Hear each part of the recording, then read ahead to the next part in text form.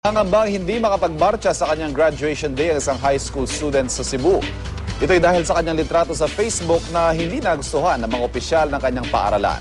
Mari namang umaalma ang pamilya ng estudyante.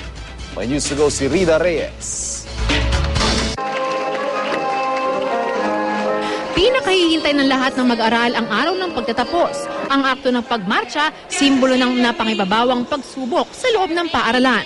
Pero ang fourth-year high school student na ito sa St. Teresa's College sa Cebu, nanganganib na hindi makamarcha sa graduation day niya ngayong darating na Biyernes. Bagamat makakapag-graduate, hindi raw siya pinayagang magmarcha ng paaralan bilang parusa sa lumabas na litrato sa Facebook kung saan nakasuot siya ng bikini at may hawak pa umanong alak at sigarilyo. St. Teresa, being a Catholic school, has the obligation to see to it that values are formed.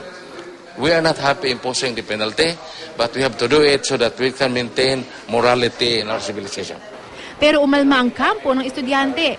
This does not appear in the handbook. And number two, the observance of due process.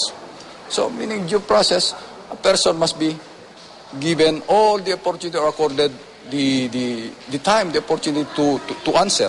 Giit pa ng estudyante, hindi raw siya ang nag-post ng larawan sa Facebook. Nagsampa na ng kaso ang kampo ng mag-aaral upang humingi ng injunksyon at danyos mula sa pamunuan ng paaralan.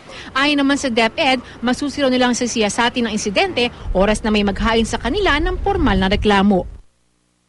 Ang mga pribadong paaralan ay may kalayaan na magkaroon ng sarili nilang patakaran sa pagdidisiplina ng kanilang mag-aaral basta hindi ito sosobra o lalabag sa anumang batas.